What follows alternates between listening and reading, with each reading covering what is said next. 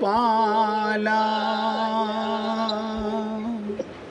भजो गिरिधर गोविंद गोपाला भजो मुरली मनोहर नंद लाला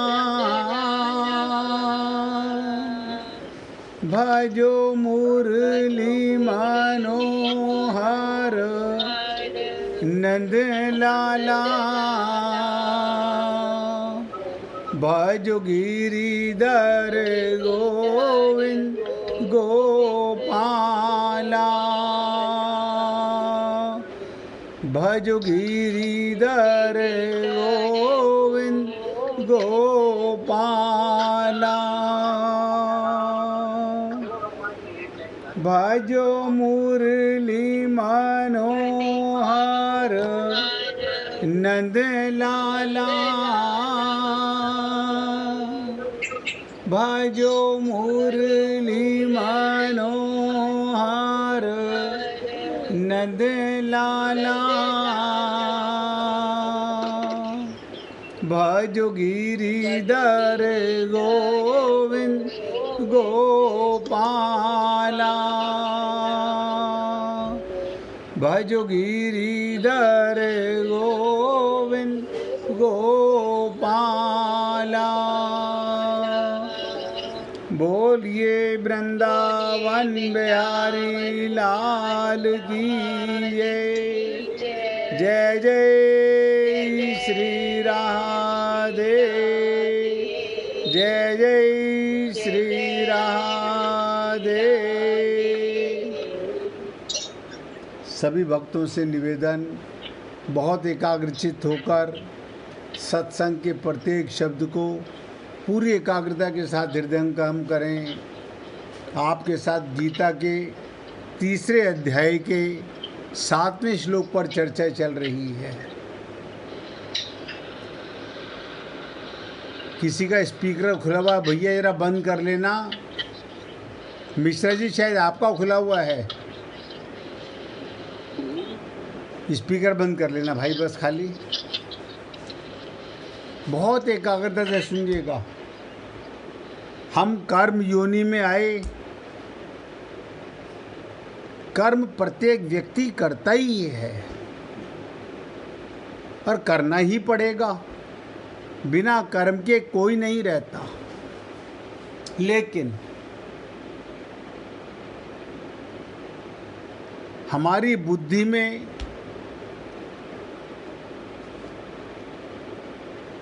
एक अज्ञानता इसी जन्म से नहीं, अनंत जन्मों से भरी हुई है। वो क्या अज्ञानता है?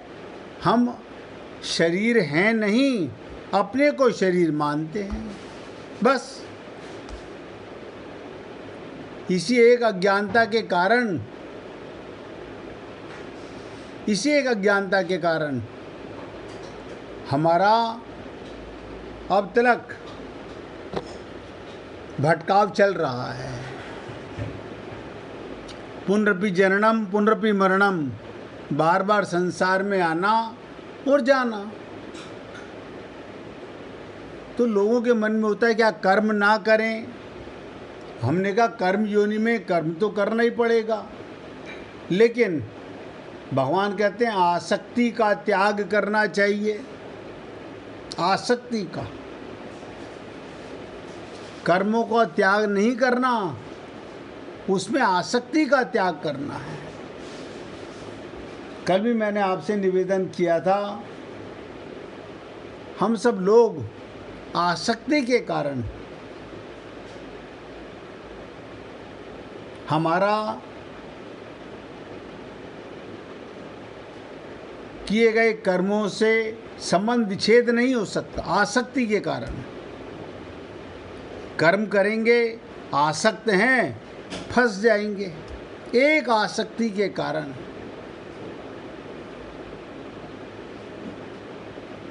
तो ये भी निवेदन किया गया, जब शरीर, इंद्रियां, मन, बुद्धि मेरे लिए ना मानकर संसार के लिए हैं। आपको शरीर किसके लिए मिला? संसार के लिए। इंद्रियां किसके लिए मिली? संसार के लिए। बुद्धि किसके लिए मिली? संसार के लिए। कमाल की चीज़ है कि यानी हमारे को जो कुछ भी मिला है वो संसार के लिए मिला है। हम सबको संसार के लिए ये शरीर, संसार के लिए मन, संसार के लिए बुद्धि मिला है। लेकिन ये जीव अपने को देह मानकर, अपना मन, अपनी बुद्धि मानकर, अपनी इंद्रियां मानकर आसक्त हो जाता है कर्मों में।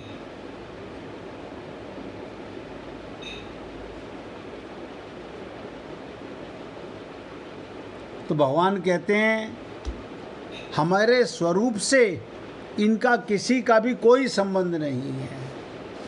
हमारा स्वरूप माने आत्मा का। आत्मा का शरीर से कोई संबंध नहीं है। आत्मा का इंद्रियों से कोई संबंध नहीं है। आत्मा का कर्मों से भी कोई संबंध नहीं है। परंतु स्वरूप से अनासक्त होते हुए भी वो जीवात्मा स्वयं आसक्ति करके, यानी हमारे स्वरूप का इनके साथ कोई संबंध नहीं, स्वयं आसक्त होकर के संसार के साथ अपना संबंध जोड़ लेता है। और आप हम लोगों को बड़ा अजीब सा लगता होगा कि बताओ भगवान भी कैसी बात कर रहे हैं।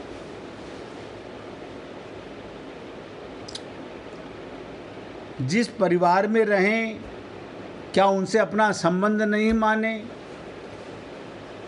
भगवान तो कहते हैं परिवार को तो छोड़ो, आपके शरीर का भी आपसे संबंध नहीं है। ऐसे कैसे? आप चेतन हैं, शरीर जड़ है। जब शरीर जड़ है तो शरीर की सारी इंद्रियां जड़ हैं, मन बुद्धि सब जड़ है। हम चेतन, ये जड़। आपका शरीर, आपका मन, आपकी बुद्धि, आपकी इंद्रियां आपकी चेतनता से शक्ति पाकर वर्क करती हैं। लेकिन आसक्ति के कारण हम फंस जाते हैं। हमें या तो समझ नहीं आता या हम समझना नहीं चाहते। दोनों बातें ध्यान से सुनिएगा। या तो हमें समझ नहीं आ रहा या हम समझना नहीं चाह रहे। हम कोई और रास्ता सोच रहे हैं कि शायद इसके अलावा भी कोई मार्ग होगा। मार्ग है, मार्ग है। वो क्या मार्ग है? भक्ति का मार्ग है। वहाँ पर भी आप और हम लोग आगे नहीं बढ़ पाते। भगवान ने कहा सारा संसार मैं बना हुआ हूँ, सब में मेरा भाव करो। ये राग और द्वेष कैसे? ये अज्ञान कैसा? फिर हम आगे फंस जाते हैं। हम अपने बच्चों से भी प्यार नहीं कर सकते। अरे बाबा खूब करो, उन्हें भगवान का मान के करो, बस उन्हें आत्मा मान के प्रेम करो ना। किसने मना किया? हम तो शरीर मान के प्रेम करते हैं।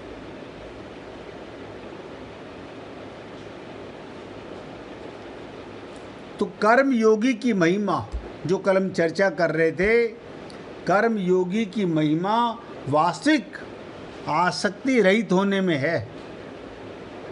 अगर हमें कर्म योग से भगवत प्राप्ति करनी है तो बिना आसक्ति के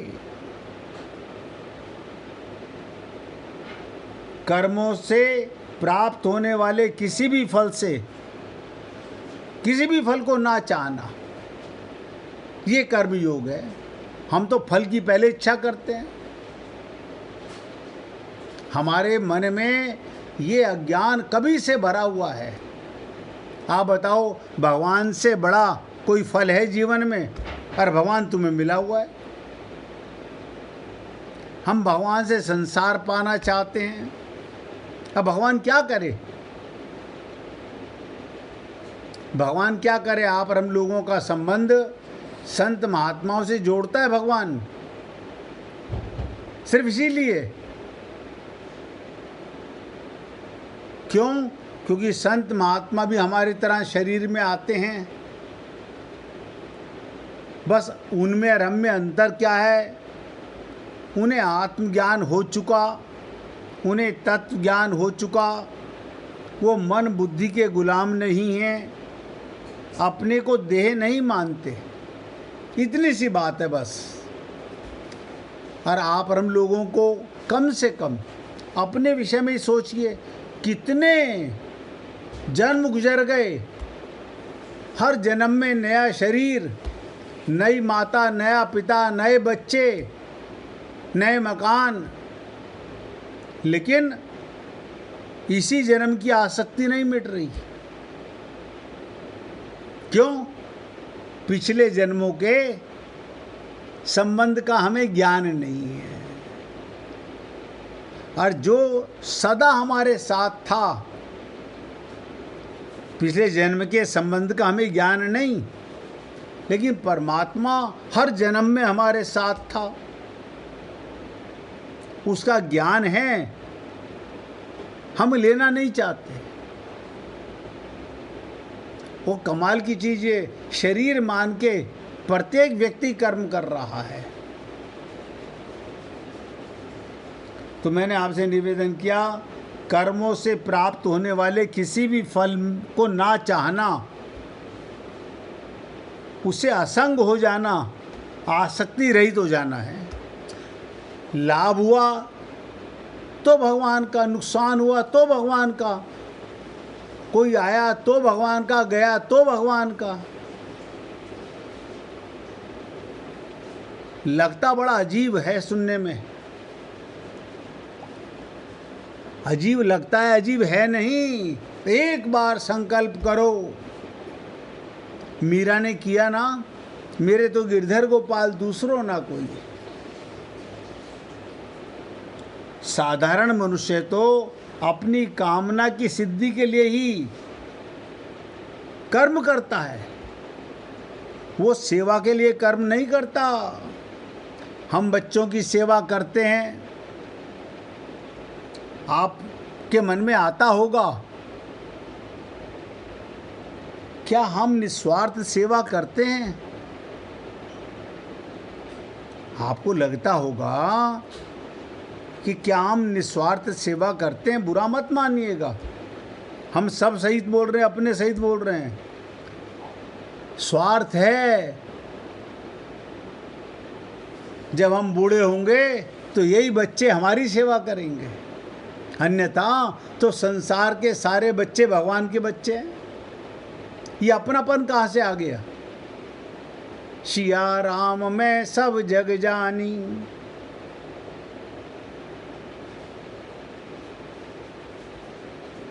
ये रटी रटाई प्रार्थनाएं करने से, आरतियां करने से आपको लगता होगा कि भगवान हमारे पटाई में आ जाएंगे। अरे बाबा, भगवान की गोदी में तो तुम रहते ही हो। भगवान को पाने के लिए कुछ नहीं करना। मैं कई बार निवेदन कर चुका हूँ, जो भी कुछ करना है अपने बिगड़े हुए मन बुद्धि चित्त के साथ करना है, अहंकार के साथ करना है। हमारा शरीर भी बिगड़ा हुआ नहीं है, हमारा शरीर नहीं बिगड़ा हुआ, हमारा सूक्ष्म शरीर बिगड़ा हुआ है, कारण शरीर बिगड़ा हुआ है। छोटी छोटी सी बातें हैं, निवेदन करता हूं कि अपनी भूल सुधारो, लेकिन सुधारेगा कौन? आप और हम लोग। तो साधारण मनुष्य तो अपनी कामना की सिद्धि के लिए किसी कार्य में प्रवृत्त होता है, परंतु साधक, साधक माने जिसे तत्व ज्ञान हो गया, जिसका लक्ष्य केवल भगवत प्राप्ति का हो गया, जिसका लक्ष्य केवल भगवत प्राप्ति का हो गया, वो क्या करता है? आसक्ति का त्याग करके कार्य में प्रवृत्त रहता है। कर्म तो करता है लेकिन अब आसक्ति रहित करता है। इतनी सी बात है। अब आपको लगता होगा कि भगवान भी तो परिवार में आए, और हमारा परिवार तो बहुत छोटा है। भगवान का परिवार तो आप लोग सुन चुके हो, राम अवतार में, कृष्ण अवतार में कितना बड़ा परिवार होता था, लेकिन भगवान की किसी में आसक्ति नहीं है, क्योंकि सब भगवान के बच्चे हैं। जो उनके परिवार के हैं कहलाते हैं, उनमें भी वही अपनापन है। बाहर जो नहीं जानते उनमें भी अपनापन है। भगवान में कोई अंतर नहीं है, हमारी बुद्धि में अंतर है। कल हमने आपको चलते समय कैकेयी माँ की एक कथा सुनाई थी, अगर याद रही हो तो।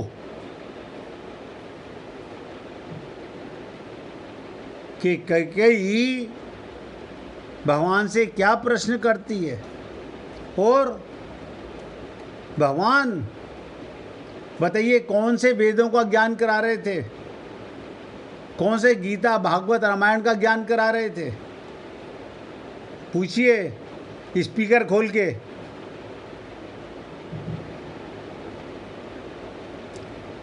वो लक्ष्मण जी को भेजे, जब माता कैकेयी राम जी के पास में गई तो फिर वो बहुत रो रही थी कि भाई मुझे कुछ ज्ञान चाहिए मुझे जी। तब उन्होंने लक्ष्मण जी से कहा कि भाई लक्ष्मण जी आप लेकर के इनको भेड़ों के पास में लेकर के जाइए जी। तो लक्ष्मण जी बोले कि भाई राम जी इतने वो होकर के और फिर भेड़ों से इनको क्या शिक्षा देंगे? जी बिल्कुल बिल्कुल। तब फिर वो भेड़ों के पास लेके गए तो वहाँ पर वो भेड़ में कर रही थी। तो पहले तो माता को पता नहीं चला कि भाई ये क्या, फिर वो आँख बंद कर बहुत ध्यान से देखी समझी करी, तब उनको ज्ञान हुआ कि भाई ये खाली मैं हर चीज़ में अपना अपना अपना मैं करके। तब फिर वो राम जी के पास जा कर के फिर बोली कि अब मुझे समझ में आ गई है। भगवान के सोचो, माँ हो करके भगवान के चरणों में आसक्त हो गई, रोने लगी कि हे राम, जब आप किसी को ज्ञान देने लगते हैं तो भेड़ों से भी ज्ञान करा देते हैं, और आप हम लोगों को सुबह से शाम तक मैं नहीं मरती।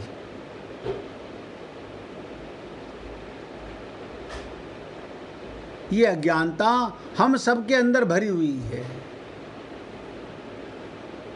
तो भगवान कहते हैं साधक आसक्ति के त्याग का उद्देश्य लेकर, आप हम लोग क्या उद्देश्य लेते हैं? भगवत प्राप्ति का।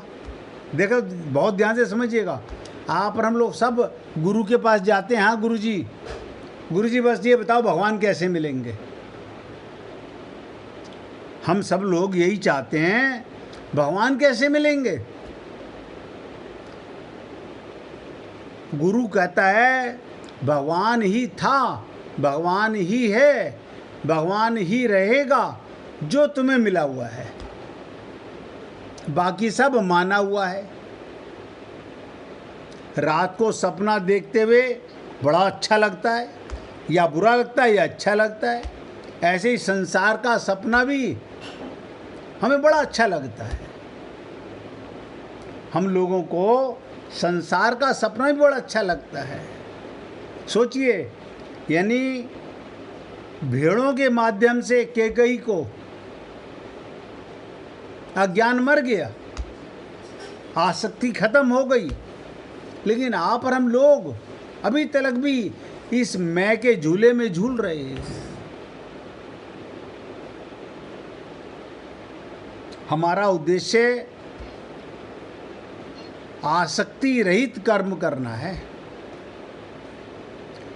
बहुत से लोग कहते हैं नहीं नहीं, हमारा उद्देश्य तो भगवत प्राप्ति का है। आप बताइए, मेरे शब्दों में आपको भी लगता होगा, आज तक तो हमने यही सुना है, सब भगवत प्राप्ति करना चाहते हैं। और मैं आपसे निवेदन करता हूँ कि भगवान ही था, भगवान ही है, भगवान ही रहेगा जो तुम्हें मिला हुआ है। आसक्ति खत्म करो, ध्यान दो, आसक्ति खत्म करो, उसकी अनुभूति होने लगेगी।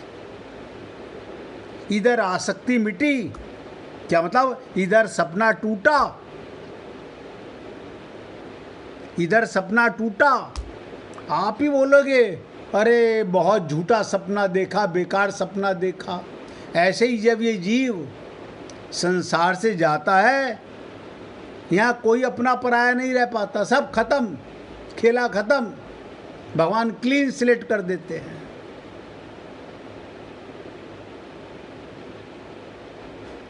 इसलिए फिर निवेदन कर रहा हूँ, और देखिए किसी भक्त को भी अगर समझ नहीं आ रहा हो तो पूछिए। भगवत प्राप्ति के लिए कुछ नहीं करना, भगवान ही था जो मिला हुआ है, और भगवान की हिम्मत नहीं हमारा त्याग कर दे, हमारी हिम्मत नहीं हम भगवान का त्याग कर दें, तो हमें भगवान का अनुभव क्यों नहीं होता? क्योंकि हम संसार में आसक्त हैं, हमें अपने स्वरूप का ज्ञान नहीं है।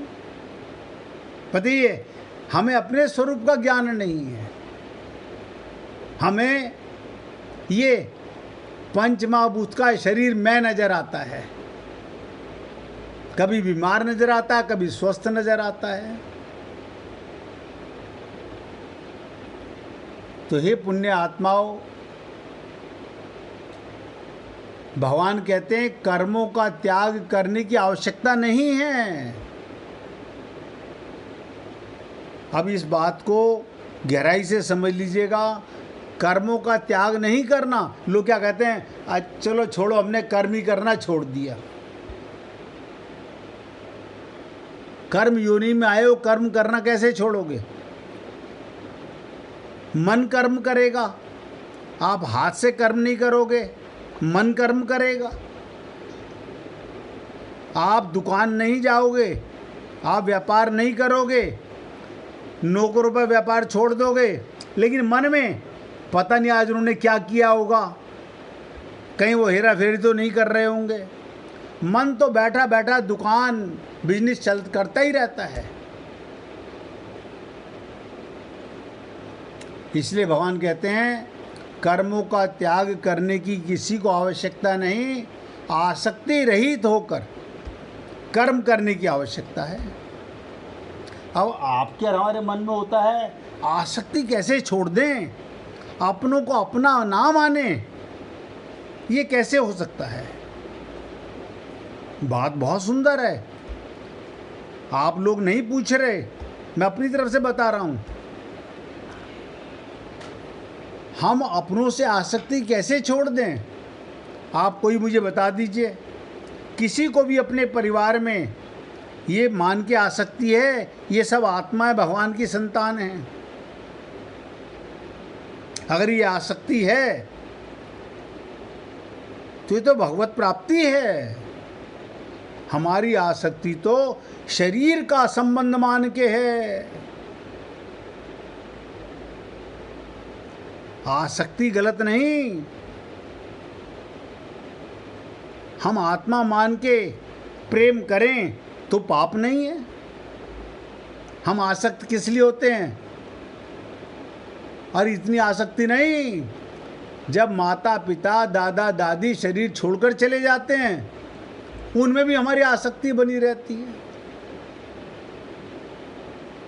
वो भगवान के बच्चे थे, भगवान ले गया उन्हें, लेकिन आप और हम लोग, उनमें भी आसक्ति है। अच्छा, क्या मान के आसक्ति है? हमारे दादाजी थे, हमारे परदादाजी थे, देखो कैसी कमाल की चीज़ है।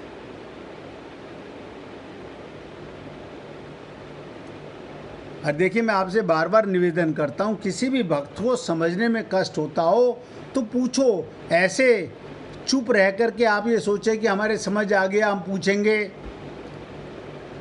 पूछोगे तो आपकी तारीफ है, आपकी अज्ञानता मिटेगी।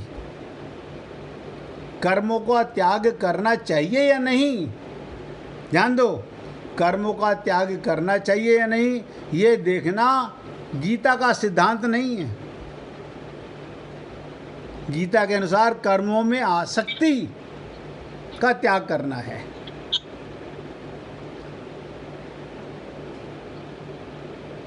पूछिए मिश्रा जी, पूछिए। अरे गुरु जी ये बताइए कि जैसे कि कॉन्सेप्ट में ये है कि मैं शरीर नहीं हूँ, हमारी आत्मा है और आत्मा से संबंध है हमारा, और हम तो मतलब, लेकिन फिर शरीर का लोग इतना केयर क्यों करना पड़ता है कि तबीयत खराब?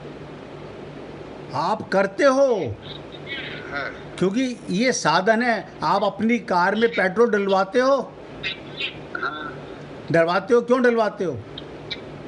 ताकि वो चले आगे। आगे उसे मंजिल तक लेके जाना है। तो ये शरीर का ध्यान क्यों करना है?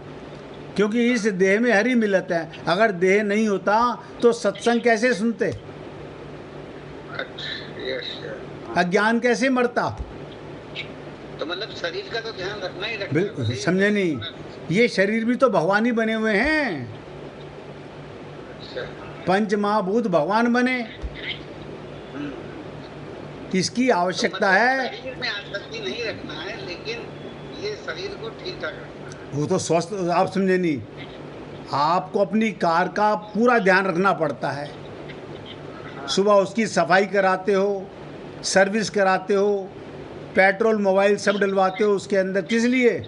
कि भाई मेरे को इससे अपने लक्ष्य तक जाना है। इस देह का क्या लक्ष्य है? भगवत प्राप्ति। ये ध्यान दीजिएगा, शरीर संसार में मिलने वाला है, मिट्टी मिट्टी में मिल जाएगी। आत्मा कभी मिट्टी में नहीं मिलेगी। समझ में आया मिश्रा जी? आत्मा तो परमात्मा के पास चली जाएगी। आत्मा तो है ही, जाएगी नहीं, रहती परमात्मा के साथ है। हमारी यहाँ से आसक्ति खत्म हो जाए तो सीधे भगवान के लोक में जाओगे। अच्छा। यहाँ की आसक्ति के कारण आप और हम लोग संसार में पटक दिए जाते हैं। भगवान कहते हैं मेरे बच्चे संसार में आ सकते हैं, इन्हें और भी थोड़ा मस्ती ले लें दो। ये आसक्ति ही दोष का कारण है। आसक्ति का मतलब एक लिटरल मीनिंग क्या होगा आसक्ति? बहुत सुंदर, अपनापन। अच्छा। हाँ। जैसे मेरे परिवार में मेरा अपनापन है, पड़ोसी के परिवार में मेरा अपनापन क्यों नहीं हो पा रहा? हाँ सही बताया। हमारा बेटा है, उसको कुछ हो गया तो हमको चिंता हो। मैं वही बोल रहा हूँ, बेटा कुछ मर भी गया तो आपको चिंता नहीं है। मैं वही बोल रहा हूँ। यही आसक्ति तो हमको गलाती है।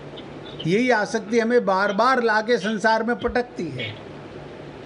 अच्छा, पुनर्जन्म पुनर्मरणम उसी में आना है। पुनरपि जननम पुनरपि मरणम, इस आसक्ति के कारण आप और हम लोग बार बार 84 लाख योनियों में चक्कर काटते रहते हैं। बताओ, भगवान तो आकर के आपको कहेगा नहीं। भगवान तो संत महात्माओं को भेजते हैं हमें सत्य का ज्ञान कराने के लिए। अन्यथा बच्चा पैदा होगा, उसे कैसे ज्ञान होगा कि मैं आत्मा हूँ? उसको तो माँ बाप ने शरीर का ज्ञान करा दिया। तू लड़का है, ये लड़की है। तू ब्राह्मण है, ये क्षत्रिय है। वो शरीर मानने लगा। संसार में आसक्त पहले से था ही, उसके अंदर और आसक्त होने लगा। अब फिर उसका पढ़ाई लिखाई सारा होते होते वो शरीर की देखभाल के लिए है। आप मुझे बताइए, आत्मा के लिए कौन सा धन की जरूरत है? हाँ, न धन की जरूरत है, न शिक्षा की जरूरत है। मैं वही बोल रहा हूँ, आत्मज्ञान के लिए कोई भोजन भी नहीं चाहिए। आत्मा का भोजन तो सत्संग होता है, भगवान का प्रेम होता है।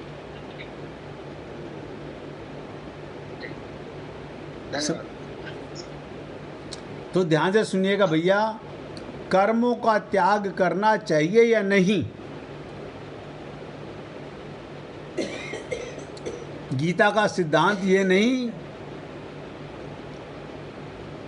कर्मों में आसक्ति ही दोष के कारण है, ये त्याज्य है, आसक्ति को छोड़ दो।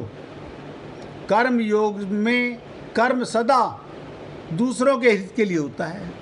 कर्म योग का मतलब दूसरों की सेवा करना। हम क्या कर रहे हैं? अंधा बाटे रेवड़ी फिर अपने को दे। यानी हम आसक्ति के कारण अपने और पराये का, राग और द्वेष का, सबके खोपड़ी में ये बात भरी हुई है।